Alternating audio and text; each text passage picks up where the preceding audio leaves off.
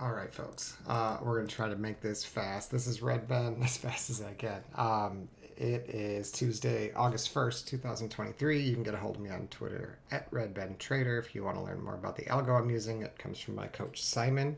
You need to be in the trading room to get the algo. There's a cost to be in the trading room. You can talk to Simon about that. It's trade, letter N, word perform at gmail.com. All right.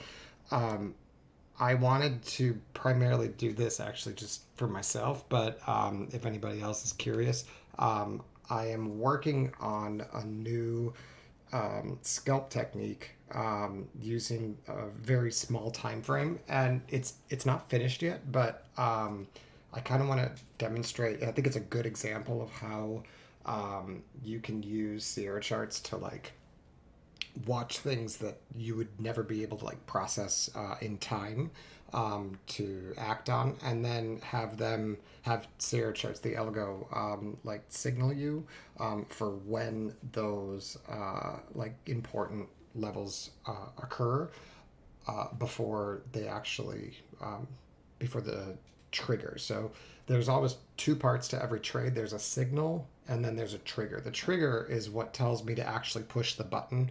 The signal is what says that there's an opportunity if X happens once the signal occurs. So, for instance, there's two of them here that we're going to talk about. These are raw right now. I do not have the signal coded yet. I do not have the trigger coded yet. I have the signal coded, and what you're going to see is it makes the chart a lot more busy than I'd prefer. But to figure out what the ideal, like optimal trigger is, I need to see the raw data so that I can find the patterns that work best. Um, Without like AI or something like that, I'm gonna have to I just have to use like my own eyes to sort of see which other indicators might be related to the ones that I'm adding here, but I have a general idea of how I think it works. I tried it today and I made some mistakes, but I think I know what I did wrong, and I know how to adjust to that. One thing is that this appears to work a whole lot better on the very small time frame. So on NQ, I'm using the 15 tick Renko chart. I was trying it on the 24 tick in the morning, and it would like it wouldn't work how I wanted it to. It would give me a signal, and then when I believed the trigger should come, it almost immediately reversed on me because it didn't really have any room. Like the actual trade setup did like quote unquote work how it's supposed to, but because we were constrained in a range that was so small, like it didn't really offer any risk reward. So it and like I said, you don't really know how these are going to work until or where they're going to work best until you try them, which is why I always start by using the either paper trading or else like these apex evaluations so that I don't like lose real money trying to figure out how these signals best work. But then once you have like the pattern figured out, at least for me, I'm able to switch over relatively easily and use the performance accounts and actually make real money with it. But I'm not recommending that anybody do anything. You should talk to a financial advisor. You can lose a lot of money trading futures. So just because I'm using this like successfully doesn't mean that everybody could. So just realize that this is only for educational purposes, and I'm primarily doing it to document the process of like building each one of these signals. See, because on Simon's chart, for instance, there's only a few signals, and that's really what you want. You can't visually process too much information. So what I'm working on is basically trying to find the correct patterns for when I want like one additional signal to show up or trigger the like algo sign, and to figure out where the best place is to put it, I need to put in some raw data and then watch to see where I want the trigger to show up. So here's the two new ideas that I'm playing with. And like I said, this is only going to work, well, unless we have a really big range, which would be great. But until we move a lot, like if our rotations get bigger, I can use a bigger time frame. But for now, with smaller rotations, I need to use the 15 tick on NQ. It may not even work on ES because ES doesn't have very big rotations. I haven't tested it on CL either. I all I'm not gonna share a whole lot about like what each thing like how to build it, but I will say that like everything that I'm using for these signals that I'm going to talk about today, they're found on the footprint. So if you have like a footprint chart, you could find like what I'm doing. You could figure it out, but it takes a long time and a lot of trial and error, and it takes a lot of work to figure out what works. So I'm not just gonna like throw out how to do it, but I do think seeing the process of like how do you go from raw data from like I've got this idea and I think it would give me a good opportunity, but I don't know exactly where I should put the trigger and how or this yeah, the trigger. And this is kind of how you figure that out. So the two there's a I've got both the long and the short, or the bearish and bullish signals, but they're just inverse. So the first one, it's these little pink and purple squares right here. Those are new. And again, these aren't going to stay here once I figure out what to replace them with for the actual signal. But for now, I'm going to have to look at everything because I know it's a lot.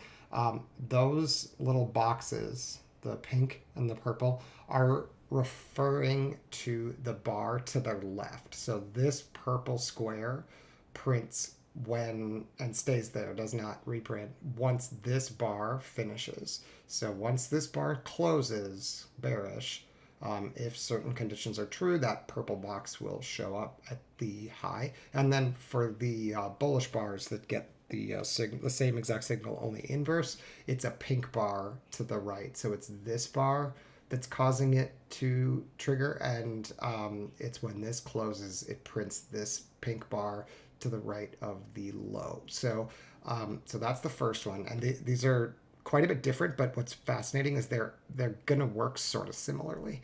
And then the other one that shows up a whole lot more that needs a lot, like the pink and the purple actually are pretty close to where I want them. I've been working on that idea for a while. I just needed to code it. The other one is these green lines, which are on bearish bars, and then the orange lines, which are on bullish bars. The little dashes, they're at the lows for bull bars and the highs for bear bars. Those are going to show up a ton, because I've got to figure out whether or not I need the first one, or if it matters that there's two in a row or three in a row. When they do show up, like a lot of them like this, they will be in succession like this, in like a single rotation, like this, 1, 2, 3. And what I did, and then here's the orange ones, 1, 2, 3, 4, right? All four of these have it. The condition is true on the very first one, and then I'm for now leaving the alert open so that if the condition continues to be true, it prints it again. But I know, because I built it, that the first one that shows up with the signal, like here, this is orange, but this one isn't, right? So this one is the first one that got an orange bar. I know how to deal with that one. What I don't know is if I need to know that it is continuing to be true, and whether or not I can use those like subsequent signals in the same way, because so far it kind of seems like I can, but I'm not certain about that. So we'll see. These are both indications that there's a chance for a turn. So I'm calling them turn signals because they're not necessarily saying that anything has actually changed in the market. It's like a vulnerability where if the market can do certain things beyond those prices, we may have an opportunity for a scalp. So the way that the boxes work, the pink one, like I said, is related to this bull bar, and then the purple one is related to the bear bar. Where you want those for the reversal is, well, I call it out of position. So we want our bear setups, shorts, to set up at the top of the channel up here. So when the bearish bar with the box shows up at the lows where I want the buy triggers to show up, that is promising, because what that means is that they basically put a lot of energy into this bar to get it to form. And if the buyers can overcome it, we might have an opportunity for a lift.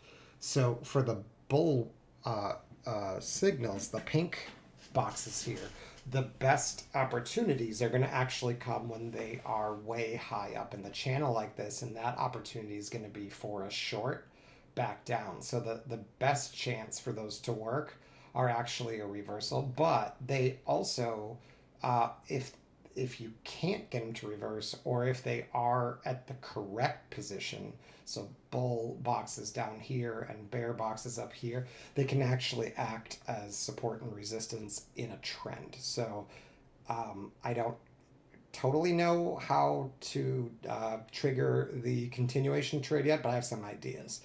The one thing I notice about them is that the like the opportunity for like a release, let's say, that tends to happen after getting over the purple bars or getting under the pink bars.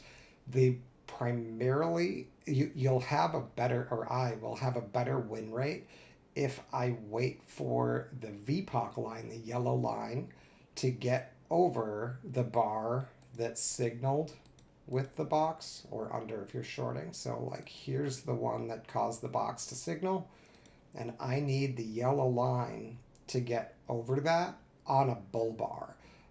And you can see where the bull bar, where the line interacts with the bull bar, because there's a little yellow dash as well. But basically, I just need the yellow line to go up above it, above the high for the long, and then I need it to close. But if that happens on a pink bar, I need to be a little cautious, because if it's choppy, they will actually trap that pink bar, and that also produces trade opportunities. So I got to be a little careful with the pink bars. And then the other way, it's the purple bars you want to be careful with. So here is the location for the release. I need the yellow line to drop under that line when on a bear bar. See the dash that's yellow is below the green. Since this one happened at a purple bar, if it was super choppy, what they could, and if it was bullish, what they could do is print this, and then even print one more, and then lift it out of here. And so you end up getting short and then getting squeezed.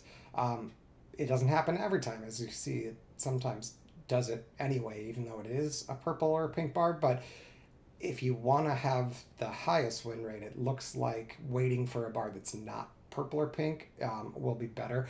The other thing I notice is if it triggers like this after a triangle like that, so usually it'll be like multiple bars going in the same direction and then it triggers. In other words, the purple bar was not at the bottom like this. We'll find one here. Hold on. Here, like these pink bars, these pink boxes are not at the top, right? So if I mark where each one of these is, it turns out it's the top one that matters most, but you don't know where the top one's going to be until it happens. So on the way up, what you really want if you're looking for a short here is you want to take back 807.50 with VPOC on a non-purple bar. But if that takes 3 or more bars, like if it keeps going up and it takes 1, 2, 3 bars to go down, it sometimes often needs a pullback before you really want to enter. In other words, here, this VPOC was right on the line, and then the next one was purple. So like I can't really count it if it's purple. And I know that there's another pink box here, which could be support, and this one could be support as well. Usually will be support, unless it's really bearish. So I don't there's not a great reason to enter here, is what I'm trying to say, because you're selling right into support when most likely, if it is bearish, it's going to try and then fail like this. And so this one, this X bar with the dot, and particularly the dots, the blue and the yellow dots on my charts, which are different than Simon's, but it shows like a volume divergence. Those will show up and be followed by triangles when most of the time, if you're going to get like a big drop, it doesn't mean there will be just because you see that dot triangle, but it's hard to produce a big drop or a big lift without it. Like here, we did not get a dot at the edge, and that's rare. Usually, you will have the dot at the turn before these bigger moves. If you don't have it, like here, no dot and then triangle, it would be hard to get this move to lift past this resistance. And then like this one does not have the yellow dot, so it's going to be harder typically to get this to go down without getting a dot on one of the bear bars. But once you get dot triangle down, now it can release. So, and I knew that already, but what ends up happening here, and this is a perfect example really, is because you have so many boxes or you have bars after the boxes, the pullback or the retracement that I'm looking to trade bearish in, I can't get in here really because I haven't gotten under this bar. I mean, I could, but it'd be a little bit dangerous. It wouldn't be the optimal way to get in. And then the next one, like I said, is purple, so I'd want to wait, and then it's bullish. But then you can see we come back up to the level and they reject it. And so this becomes a decent entry. But then once I've seen the dot triangle down and I come back in here, you can see this one also landed right on the line. But if it didn't, if this VPOC was at the low, I wouldn't want to enter way down here because almost every time when you have this kind of rotation, you're going to get at least some kind of retrace. Often this dot will get swept and then you'll get another entry here on the triangle. So there's no reason to be in a rush is what I'm trying to say, especially when you've actually went further than a bar with the box. The other thing I've noticed with the boxes is if you are trading in one direction and there's like you had a plan, let's say, to short if this, well, here, we'll do the other way because that actually happens here. So let's say you were looking for a long and initially it happened, you got the box here. And so you need to get over it with VPOC, which happens there. Again, this is the third bar, so it's not an ideal place to get long. You would have preferred to get it on the second one. And then really what you wanted is a pullback and then dot triangle up. So here you might not get it, right? Unless you were being really aggressive, which you might be depending on location and what was going on over here.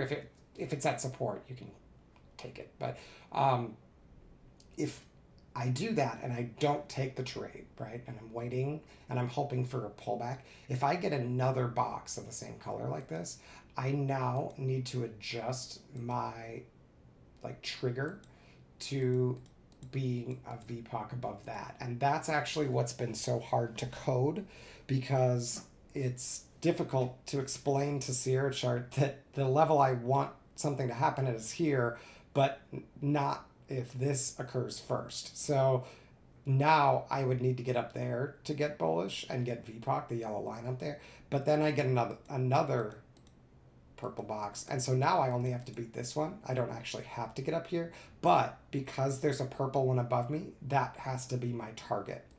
In other words, this has to be far enough away from my entry that I have decent risk reward. So if I got in here targeting this with a target down here, that makes sense. But you can see we actually got another purple bar, which means that now has to be my target unless I get over it.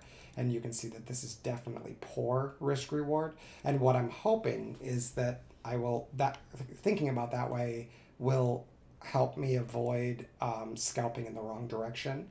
I might miss some trades that way, but it will usually make things better. And then here, for instance, we get one on a bullish bar. And remember, the idea with most of these is we want to try to get it or sorry, it's a bullish signal on a bearish bar, which does happen sometimes. We need to get under it, right? Because it's pink, with VPOC to trigger, and then we need an entry signal. So here we got under it. You could be really aggressive and take it. Otherwise, I'd want to see a triangle down over here after testing it and then rejecting it. But you can see we got more pink bars, so I would avoid it. I didn't get any triangles down, but I would have to now get under that or target that, and then here I'd have to get under that and target that. And so here you get the triangle and you're under this one, but I have not gotten under this one. So now my target to short has to be here first, and my stop has to be here. And so it's maybe enough for 1-to-1, but it's pretty close. So it would probably be a little more difficult to take that trade. Well, I guess if I got in here, it's definitely not 1-to-1. But then what you'll see is I'll get under it and then get the dot. And now I don't have a target down here that'll get in my way. So I can short that and do okay. But then I get a purple one. And if I get over it with VPOC on a non-pink bar, which hasn't happened yet, but if I do, I can't be bearish. So that's pink. All right, so I can still be bearish. Have not gotten VPOC above it. It's still pink. Nothing to do. See, that's bearish. So I still, as far as I know, there's no reason to buy unless there was a different signal. Pink, bullish. So, and plus pink moves up. See, there's a new pink. So now I can't be bearish unless I beat that with VPOC. And so if I was short from back here, I'm now out of the trade or with my runners and looking for longs. I would have known back here that I was looking for longs, but the most conservative entry here, you actually could have gotten in early, because even though you got pink bars, the pullback held the purple bar. And I'm finding that this is what happens during bullish accumulation, is it lifts with or without pink bars, it pulls back and it can't retake this. And so once you get this triangle, even though it's pink, it's actually totally fine, as long as you don't have resistance in your way. But what you'll see here is you had 2 pink bars above you, and so those are potentially going to cause some turbulence.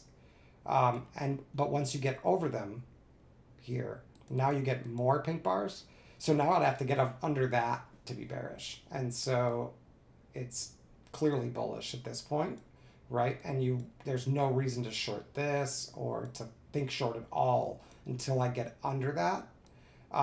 And so like here, it would be a very common mistake for me to think that I might want to short this, but it doesn't really make sense because I'm above the pink bars and I need to get under those really to scalp short. So unless I had a big picture reason to do it, what the better trade, if I wasn't in yet, would actually be to get above these purple bars with VPOC. So the lowest one is here, and now that's above it, but I have another one above me which can act as resistance. So it probably makes more sense to wait for this.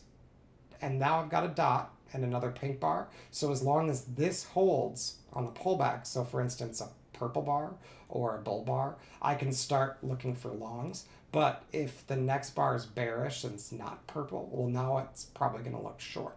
So it's bullish, right? And so there is the opportunity to get long, and it's pink as well, right? So now if that breaks, oh, there's no triangle. So if this was a triangle up, it would be continuation.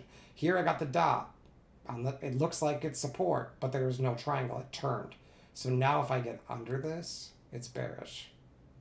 There, triangle up. That would be the better entry. I don't know if it works, but that, see how it held it, right? You could probably take the star, honestly, but the triangle is like confirmed continuation. And then purple. So now I really want to get up above that to be long. So but I can't be short unless I beat this. So I might want to exit the long and wait to see if I can take this. And if I can't, if this acts as support, I could long targeting this. Let's see if it does. Yeah, so I get another pink, right? And a triangle up there.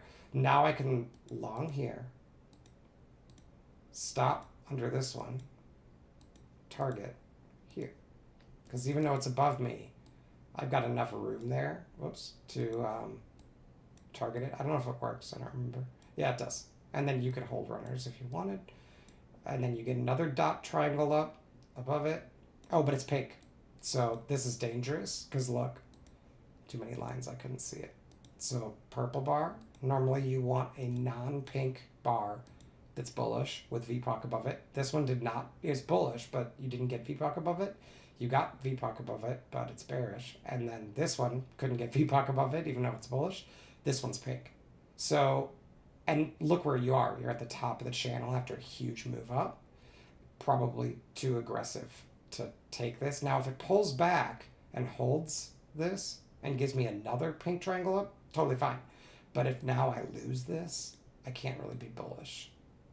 So right there, it's not bullish because I'm unable to get above this purple bar. Now this is going to be resistance until retaken. So I can scalp short targeting the pink one. I don't know if it gets there, but that would be the natural target. That doesn't quite get there. Was there another one? Not really. I don't think so. It took this back. Non-pink bars. It just didn't make it. That's going to happen sometimes. Oh, I see. It needed a pullback. And now purple. So it's in the same spot as this one. But again, I can't be bullish unless I can target this. Right? So I could buy this, but I got to be out with most of my everything but runners here. And now I can be bearish as long as I don't mind targeting this, because that's still where the last pink one was. And that's usually going to be support. And then when pink holds and I get triangle up, if I get triangle, there we go. Now I can target this, and you can see like in this rotational market, now you're not always going to get it, but your stop goes down here. Now I got a purple one. So if I did get in here, I'm getting out for a small loss because it's bearish unless I get over that.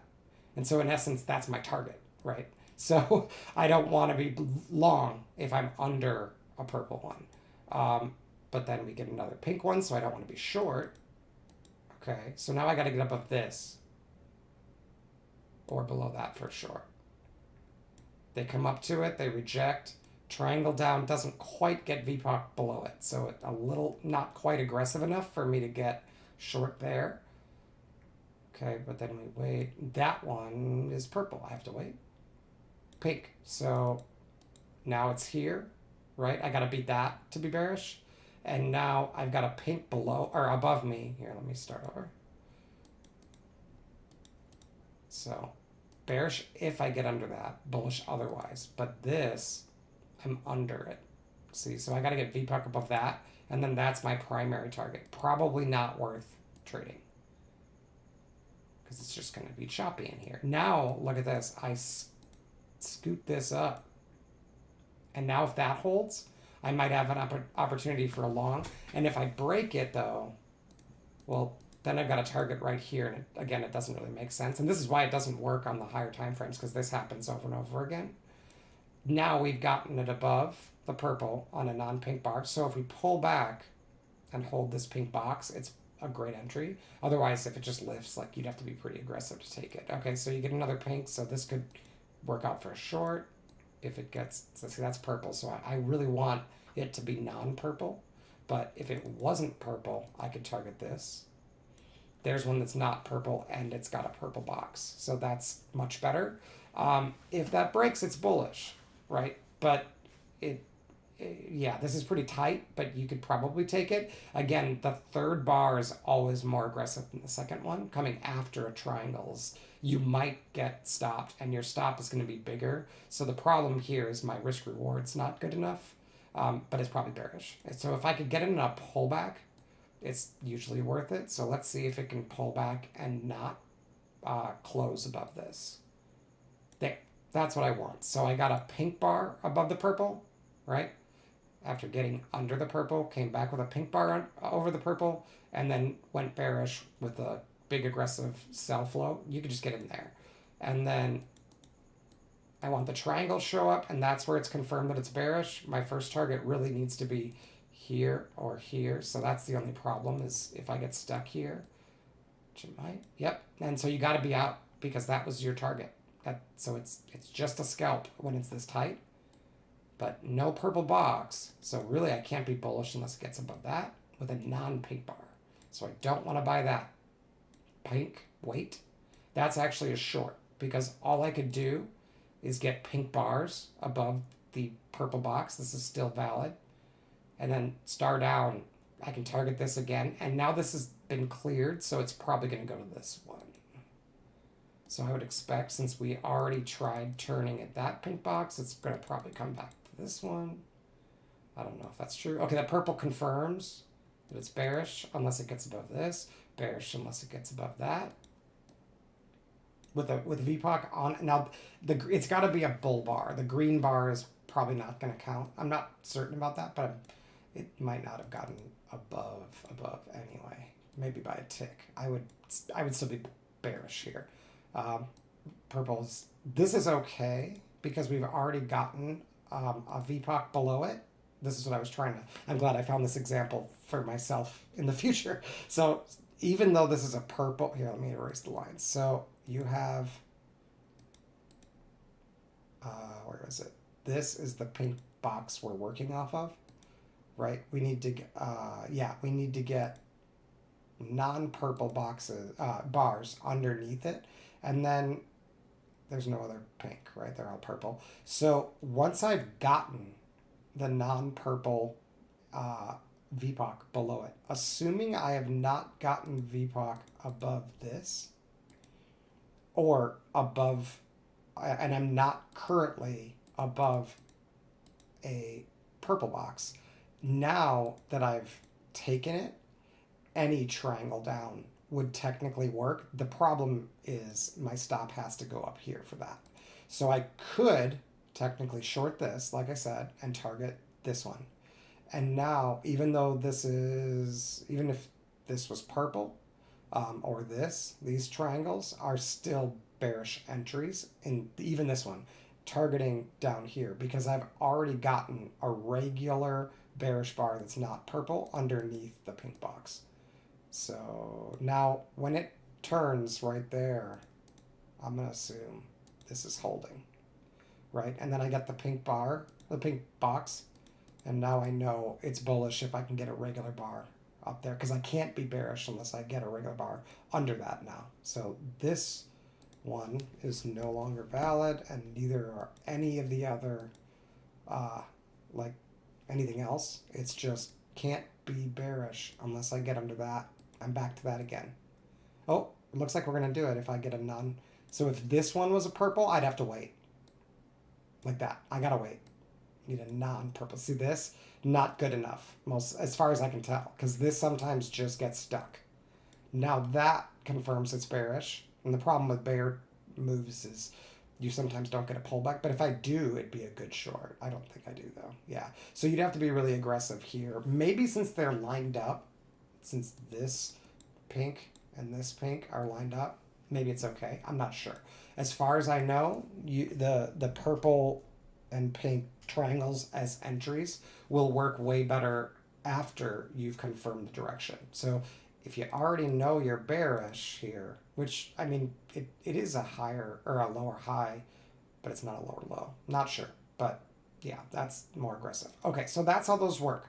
You got to make sure, you got to wait for the non-pink or purple box and the, or non-pink or purple bar to get the VPOC beyond the box. And if they don't, again, if it's just pink or purple, you might actually get continuation. And I could probably find a trend day, and that seems to be how they work.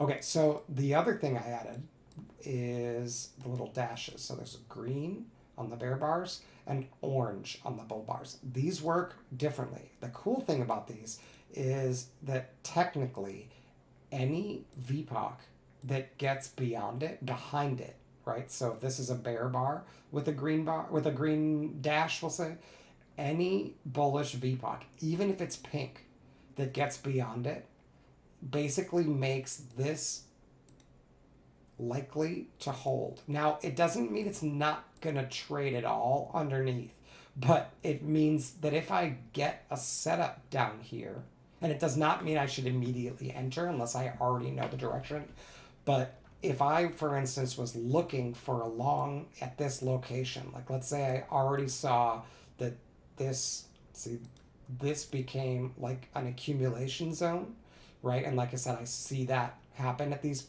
pink boxes when they come back and they only put a purple behind it, and then triangle up gets me long, right? Like we just talked about. Well, if I miss that, or if I want to add or re-enter, the place to do it preferably is back into this accumulation zone. It's just a matter of figuring out how and when, right? So one way to do that is if I get a green dash and I can get a VPOC on a bull bar above the green dash. So this bar, I could just enter if I think it's super bullish, but the better trade usually is identify the level like nearby that you want to hold if you think it's bullish, and then wait for a setup there. Now here it is triangle down, arrow up, triangle up. So normally that is pretty bullish, but I've got this dotted line in my way, so I really need the VPOC above that, or at least a close above it. Otherwise, I've got volume above me, so it's really dangerous. So I normally wait. A pink bar above that does not do it. And then they do pull back and I believe trap under this, but I think this holds. So now this holds. Now we already had a way to get in here because I've got a purple box, but this is just your typical apex trap where you get underneath an apex, trap back in within one bar, and get triangle up. So I already knew how to get long here thanks to Simon and the Trading Perform like team. But it's nice to have this level, in my opinion, to confirm earlier that yes, if you can't break under here, especially if all you can put down here is purple bars, all you need is a bar up here to confirm that you've got like a bullish opportunity. And since I've already cleared this here, this little dotted line is not going to matter anymore because I've already gotten above it and pulled back and defended that level. So let me find another one. So see these green ones? I really couldn't be buying unless I could get a VPOC on a bull bar, any bull bar above that. And you can see that this bull bar does not get it above it. This bull bar does not get it above it. And so there's no signal if it wasn't for this one saying that, okay, if you can get bull bars above this, that apex probably has buyers under it. And now I get the entry and it's bullish. So here's some more green ones. We'll do the green ones first and then I'll come back and do the orange ones if I have time. So, but it works the same. It's just inverse. So I need a bull bar above this one. Now, like I said, I know this works on the first one. When there's subsequent ones, it does work, but it might not work as big. So I'll show you if this one triggers.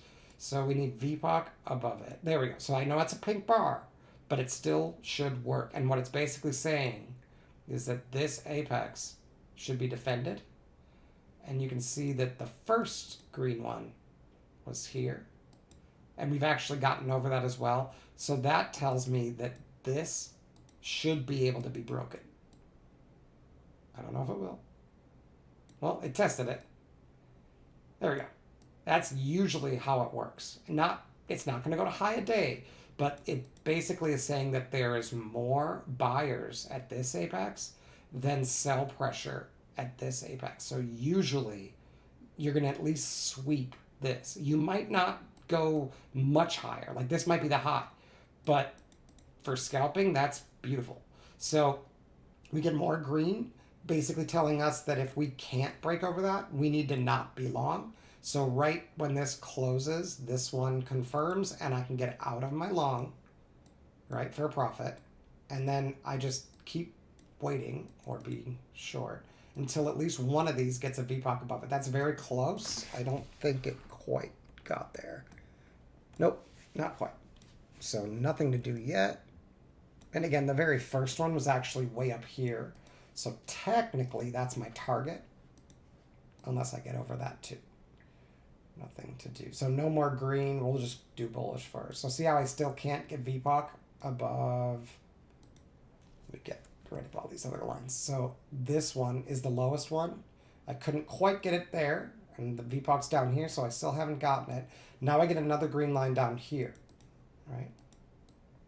Again, the first one was way up here. That's really my target. There, I got a VPOC above it. Now, look, I had that dotted line in my way before. It's already been cleared. And now I know that this area had accumulation. So I'm at least expecting to break an apex. Now, unfortunately, it's only a 4-bar rotation. So I'm not necessarily going to break any more than one apex. I might not even break this one. And if I don't break this with the any VPOC, it's bullish or bearish to neutral. But if I want to enter here, it is a entry. It's an apex trap with a triangle up and it's pink. It's fine. So because it's already an entry, I could go ahead and take that trade. But the stop has to go down here. And if they apex trap here, you'd really have to take a second time because that's the better trade. But if I get another green dash or a pink box or anything else that says like, or no, it'd be purple box and it says, you know, be cautious, I'd want to just get out. So let's see if it works. It might not. So I had a purple box here. Did we not get up above that? I didn't notice that. No, we did right here. I think it's okay. This one might just stop. So it's going to apex trap, I bet. So this happens. Sometimes you run into volume. Usually they clear it and it's ready to go. Not always. But here, looks like they're going to apex trap here. That's the better trade. This is the more aggressive one. You have to take, yeah, I have to take this one. I don't have to take this one. But this is a pretty good trade. Yeah. And so see how I can target this and get like 2 to 1. And then if I want to hold runners, I might break that. And if I can get a VPOC above this one, the first green one, which I haven't yet, then it can continue to the next apex. If I can't get a bullish VPOC above this green line, which is where the first green one, here, let me just erase this and start over. So because this was the very first green dash in a row, I can still trade off of these ones and expect to target this. But if I can't get a VPOC above it on any bull bar, this apex probably has more sellers to work through. And so I don't want to be long. So see how they couldn't quite get the VPOC up there? And they can't break this. And now I get a pink box, which I know if I go under it, it's bearish. So I can kind of use the two ideas together to be like, oh yeah, I definitely don't want to be long. And then I get a green dash here. So now I can't be long unless I get a VPOC above that. So even though I can't get short really technically here, because it's a purple bar on a pink box, but I've already gotten real bearish bars under this one, which is kind of lined up, so it might be okay. But technically I'd want to pull back, but I definitely can't long unless I can get over this. So the reason I said this might be okay to be purple is because it's a lower high, and this high actually had a pink box, which means right here I like confirmed that sellers were sitting up here, and all I really needed was a pullback into this range. Well, we've done that now. We've gotten the pullback into that range, so that like activates this, which means the purple is now okay. A little complicated, but that's technically how it works, I believe. So see how we keep putting green ones in here? So this has to be my target for longs, but I could get long if it can get a VPOC on any bull bar above this bottom one. Now this one, right? And so I might be able to get a long scalp, although I could still stay short as long as and plus I know I can stay short unless I get a VPOC above it. No, there. So I know it's pink, but there's a green dash here, which means that any bull bar has the potential to take out an apex. It doesn't always work. Now, like I said, it might have to come back here and apex trap. So if I want to be aggressive, I could just take it. But knowing that this is my target, I might want to wait for the apex trap. But sometimes it's just going to go like that. But again, you got to be ready to get out up there, because if you can't get that VPOC up there, you got to be out. And you don't. What you don't want to do is enter here, put your stop here, not exit here, and then get out at break even. That sucks, because now you're not even, if that's your plan, you have no way basically to get 1-to-1 unless you break this green one, in which case you shouldn't be taking 1-to-1, because that means this one's going to break more often than not. So the only way to take the aggressive trade right here or on the wick pullback, which is fine, is actually to target this exact spot. And it hits it. So I'd be out most of it. I might hold a runner, and then as soon as I see a green dash, I can basically be out, because I know I need a VPOC above that, right? So now need a VPOC above that, and still haven't gotten it. Oh, and I got a purple. So now I need a non-pink one up there, just because there's also a purple box there. Okay, I get it. So now it's probably bullish. I've also gotten above a green dash, so this apex is probably going to get broken. And like I said, I have the the dash here to break, so this could be a pretty explosive move. This is the kind of spot that you might want to go ahead and be aggressive, because you can see down here we like double bottomed. It's going to be really hard to get back down there. If it did, I'd still have to take it, but I bet this just rips. Yep. That's just the way it's set up, because like I said, I knew that I needed to get up here to get it to rip. Really, it needed to get a VPOC up there, but the fact that I got over any of these green dashes with a VPOC on a bull bar means that there's likely more buyers down here than there are sellers at this apex. So I know it's going to sweep up here. Well, if it can get a VPOC up there, it can sweep up here, and it does. That happens right here. And now these pink boxes are going to be support. And if I want to add when it pulls back on a wick or a purple bar and then it turns around, I probably could. But it doesn't. And now we've gotten way out of the channel, so now I want to be exiting if I get under that. Like here, I didn't quite get the VPOC under it, but technically, realistically, I'd probably exit and then look to re-enter if it comes back down there. Oh, and I got a green dash. I didn't see that. So that's definitely a good reason to get out, because I can't be bullish unless I beat it with a VPOC. And then another one here. Now, dash, dot, triangle down in a trending market can give you some nice flushes or rips, but you got to know it's running. But it will get you to your next target often. So, okay, so it does come back to this one where I expected, and I get no VPOC on a bearish bar below it, right? So this, you can basically treat it like an apex trap. Like I can just get in, or I can wait for the triangle. But remember, the first green dash needs to be my first target, because if I can't get a VPOC above that, then there's sellers sitting up here. So right there, see that? I mean, that's cool. That's neat. That's pretty cool. So I get another green one here, right? So I can't be bullish unless it gets above that.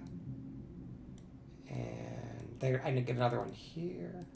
So again, still bearish. And note that this purple box, right, that like said that it's probably bearish, and that said I really shouldn't expect higher than that.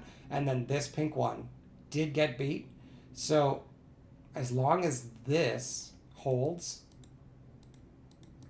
even pink triangles are going to be, I know this isn't, but if this one was a pink bar, purple, even purple triangles are going to be fair game for a scalp. And yeah, we don't get above that. So that's where I said you could probably push there. And see, here's this again too. So green dot triangle down. Like, you're not always going to hold this, but you're probably bearish. green dot triangle down, any pullback, basically. And they sometimes don't give it to you, but it's probably bearish. That's the idea. You definitely don't want to be long if you see that. And then if you see orange is the opposite, right? So orange followed by a blue dot and triangle up, I definitely don't want to be short. So I only have a couple minutes here, but going the other direction, what I would think is, as it here, if it's going down, I'd be like, okay, I'm bearish. Now I get a pink one, right? So it's bearish as long as it stays under that. Well, then I get a purple one here. This is a divergent bar, so it ends up being on the opposite side. So it's basically saying if I get a VPOC that's not pink above this, I can't be bearish. And then I get a pink box right after it, meaning I can't be bearish unless I get a VPOC below that. This is a very rare opportunity where they come one right after the other that basically says the next bar that's not purple or pink, whatever side it is on of this little chasm here, is the direction the market's probably going. But then note, I get an orange here, so I can't be bearish unless I got a VPOC below that. And then another pink one, which basically says can't be bearish unless I get it below that. So it's tempering my bearishness and making me wait for the confirmation. And now I've gotten under a pink box with a non-purple bar, and I've gotten under an orange dash with any bear bar. The problem is I've got a target right here, and that can technically still hold, or I could put a purple bar below it and bounce. So it's not a great entry, but it might keep me from buying this, and at least get me out if I did. So now if I want to be bullish, I need some kind of change. Like I need this to hold, and it doesn't. So you could be aggressive and sell it. It's bearish. It's just you'd have to take some profit here because there's going to be times where this wick turns into a lift. And this time it just drops. So there's another orange one. So now it says to be able to be bearish, I need to get under that. So should I hold short? No. Here's a purple box. If I get a non-pink bar above that, it's not bearish. Well, I haven't gotten any non-pink bars up there yet. So if it wasn't for this orange line, I'd probably stay short. But in this case, once I see this print, I can pretty much get out, more or less. And yeah, on a pullback is even better. So here's the inverse of what I was talking about with the pullback entry. So I've got orange, right? So I know a bearish VPOC under those gets me bearish and short. Well, we try to pull back. We test underneath it. We put a dot, right? And another orange line and a star. So now if I get orange, dot, triangle up, it's going to be really hard to turn this around, especially if that triangle up is not pink because I've had a purple box here. So it's pink, but that's okay because with the orange ones, it's usually fine. So we'll see if that's true, but that's usually the case. So this is probably, for me, a buy most of the time. But remember, if it comes back and apex traps down here, I have to take it a second time. It is aggressive, but it's probably okay. Yep. And see, now I get another pink one confirming that, and it's orange. So that basically just needs to hold. I can test below it, but I can't put any VPOCs below it, which means I can basically move my stop from here to here, and I no longer am interested in these apex traps down here. I'd have to apex trap there. And instead it just runs, which makes sense because we got orange dot triangle up and they held. So the easiest, not easiest, it's actually complicated, but the highest win rate is to ignore the momentum scalps and wait for the failure, which I've talked about on Twitter a lot. This is the way I prefer to trade. The failure of a trade setup that I know works a lot, when it fails, um, and then you get above the signal, right? So, like in this case, it looked bearish, but I know to get a continuation, I need to get under these orange lines, and I can't with a bearish VPOC. So, as soon as I see this, I know I need to be, first of all, out of shorts.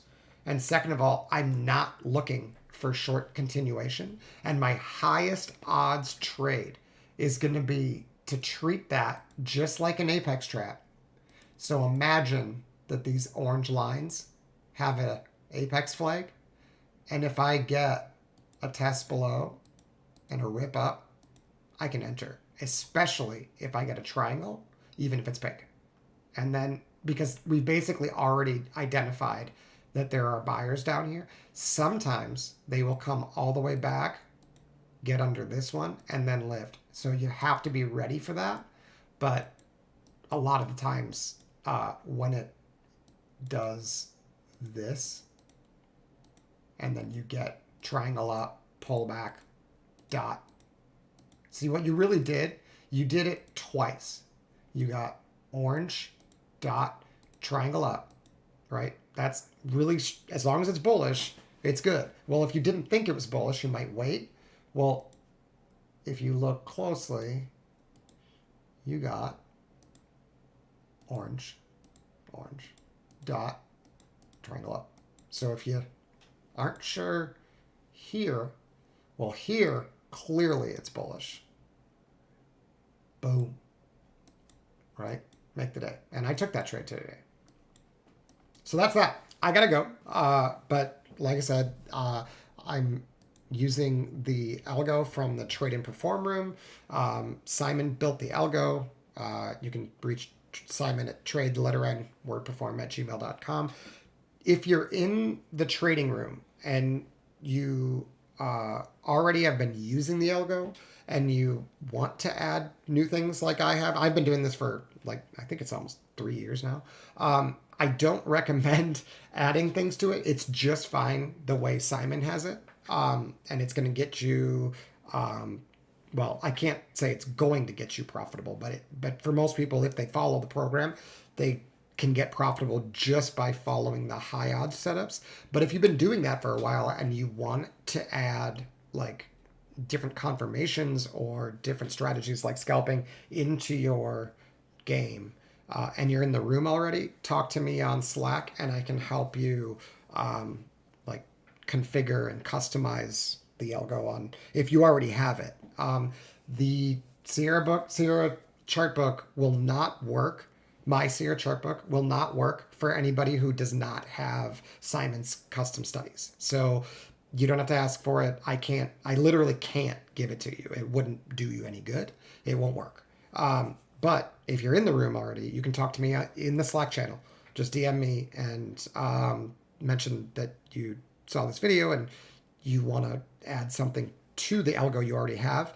I can help you build it. But without Simon's signals, because what my additions are doing is it's basically like referring to Simon's signals, saying, look for when this happens after that happened, and then tell me when this happens on the footprint. So you need the footprint, and then you also need Simon's algo. And that's enough for 90% of the people in the room, but some of us are short bus special and we need more things to do, and so I've been enjoying customizing it and am happy to share with my other team members if you want to learn how to do it. So